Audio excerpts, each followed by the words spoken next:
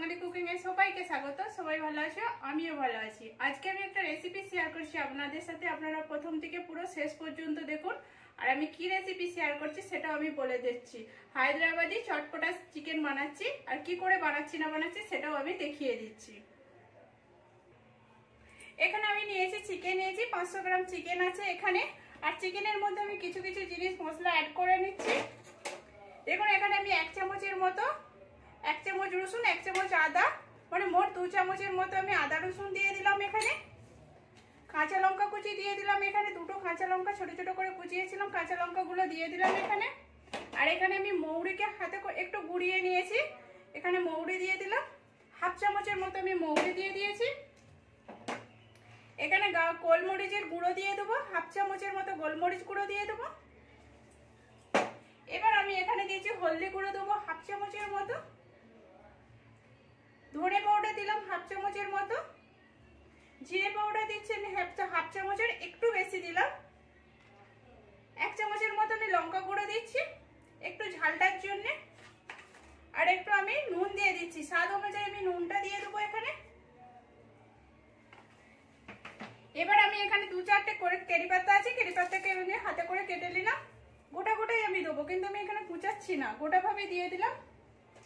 আর একটু আমি দই দিয়ে দেবো এখানে, 2 চামচের মতো আমি দইটা দিচ্ছি। দেখুন এখানে আমি 2 চামচের মতো দইটা দিয়ে দিলাম, বেশি দেবো না। এখানে আমি 2 চামচ দই দিয়ে দিলাম। আর একটু আমি তেল দিয়ে দিচ্ছি, 1 চামচের মতো একটু তেল দিয়ে দেবো আমি এখানে। এখানে 1 চামচ তেল দিয়ে দিলাম। একটু গরম মশলা গুঁড়ো দিয়ে দেবো এখানে 1 চামচের মতো। 1 চামচের মতো আমি গরম মশলা গুঁড়ো দিয়ে দিলাম। আর একটু আমি লেবু দিয়ে দিচ্ছি, 1/2 চামচের মতো আমি একটু লেবুটা নিচুড়ে দিলাম। এবার এটাকে আমি একসাথে মাখিয়ে নেবো। দেখুন একসঙ্গে মাখিয়ে নিচ্ছি, এটাকে পুরো ভালো করে মাখিয়ে নেবো। পাশে একটু গান পাচ্ছে, আমি যতটা পাচ্ছি আওয়াজ দিচ্ছি। এখানে আমি মাখিয়ে নিচ্ছি ভালো করে। এখানে আমি তেল দিয়ে দিয়েছি, তেলটা আমাকে এখানে বেশি দরকার, ওই জন্য আমি বেশি করে তেলটা দিয়ে দিয়েছি। এবার আমি 2-3টে পেঁয়াজ নিয়েছি, বড় সাইজের পেঁয়াজ। এটাকে আমি পুরো লাল করে ভেজে নেবো, যেমন বেরেস্তা বানাই সেরকম হিসাবে আমি ভেজে নিচ্ছি। এটাকে ভালো করে যতটা পারবো আমি ভালো করে ভেজে নেবো। আর এইটা লাল লাল করে ভাজা হবে, আর এইটা একটু বেশি তেলেতে ভাজতে হবে। আমি এটা ভেজে লাল করে ভেজে নিয়ে আমি দেখাচ্ছি। আর এখানে অবধি যে সকল বন্ধুরা দেখেছেন প্লিজ একটা লাইক দিয়ে দিবেন।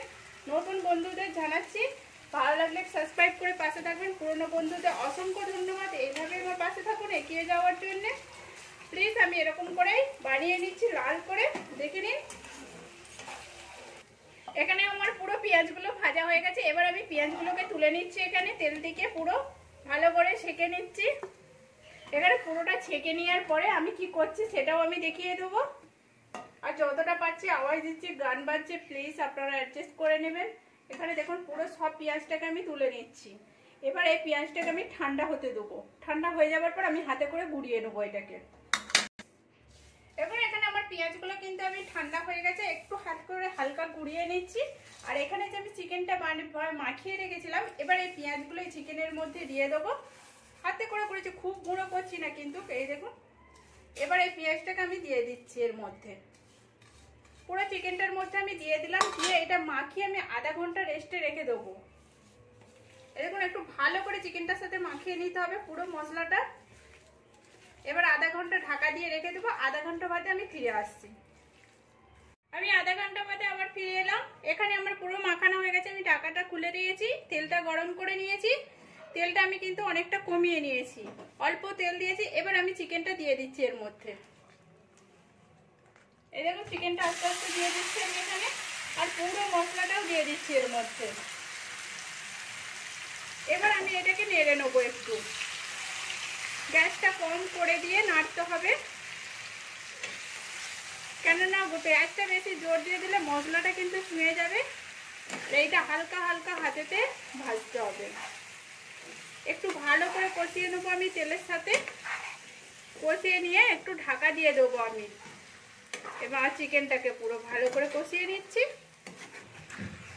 এখানে আমি ভালো করে চিকেনটা কষিয়ে নিয়েছি। এবার এটাকে আমি ঢাকা দেবো। 15 মিনিটের মতো আমি ঢাকা দিচ্ছি। এটাকে আমি কিন্তু খুলে খুলে ভালোভাবে নেড়ে নেবো একবার, যাতে বসে না যায় মশলাটা। এরকম করে নেড়ে নিচ্ছি আর ঢাকা দিয়ে দিচ্ছি। আর এইটা আমি মাঝে মাঝে খুলে খুলে দেখবো। আর গ্যাসটা কিন্তু সবসময় কম করে রাখতে হবে। এখানে আমার 15 মিনিট হয়ে গেছে। 15 মিনিটের আমার বেশি লেগেছে, কেননা 15 মিনিট আগে আমি ঢাকাটা খুলে দেখেছিলাম একটু সিদ্ধ হয়নি বলে আমি আরেকটু 15 মিনিট লাগিয়েছি, মোট আধা ঘন্টা টাইম লেগেছে। এবার আমি একটু নেড়ে নিচ্ছি, আর মাঝখানে মাঝখানে আমি নেড়ে নিয়েছিলাম, নাহলে কিন্তু বসে যাবে আর মশলাটা ভালো লাগবে না খেতে। এবার এখানে আমি দুটো পেঁয়াজকে রিং রিং করে কেটে নিয়েছি, এই দেখুন। এবার এখানে আমি পেঁয়াজগুলো দিয়ে দিচ্ছি, এখানে দুটো পেঁয়াজকেই কেটেছি। আর একটু আমি ধনেপাতা কুচি দিয়ে দিলাম এর মধ্যে, দিয়ে আমি একটু নেড়ে নিচ্ছি এর সাথে। এই মশলাটা চিকেনটার সাথে পেঁয়াজটা আর ধনেপাতাটা দিয়ে একটু নেড়ে নিলাম, নেড়ে একটু ঢাকা দিয়ে দেবো। 2 মিনিটের মতো ঢাকা দিয়ে দিচ্ছি আমি। এখানে আমার 2 মিনিট হয়ে গেছে, আমি খুলে নিয়েছি। এবার আমি নেড়ে নিচ্ছি, আর তেলটা কত সুন্দর ছেড়েছে পুরো। আমি কিন্তু তেলটাতে পুরো ভালোভাবে চিকেনটাকে সিদ্ধ করে নিয়েছি, কালারটাও খুব সুন্দর আসছে। আমি একটু নেড়ে নিচ্ছি এর মধ্যে। এবার আমি গ্যাসটা কিন্তু বন্ধ করে দিচ্ছি, দিয়ে আমি একটু লেবুর রস দিয়ে দেবো। হাফ চামচের মতো আমি লেবুর রস দিয়ে দিলাম। রসটা দিয়ে আমি ভালো করে ঘেটে নিচ্ছি চিকেনটার সাথে, দিয়ে আমি একটু ঢাকা দিয়ে দেবো। ঢাকা দিয়ে আমি সার্ভ করে নেব, পুরো পরিবেশন করে নেবো। আমি এটা ঢাকা দিয়ে দিচ্ছি, একটু 2 মিনিটের মতো ঢাকা দিয়ে দিচ্ছি। এখানে আমার 2 মিনিট হয়ে গেছে। এবার খুলে নিয়েছি, খুলে এবার আমি প্লেটে তুলে নেবো। তেলটা কত সুন্দর উপর থেকে ছেড়েছে, এই দেখো। এবার আমি প্লেটে তুলে নিচ্ছি, এই দেখুন। এখানে আমি প্লেটে তুলে নিচ্ছি, আর চিকেনটা খুব সুন্দর সিদ্ধ হয়েছে।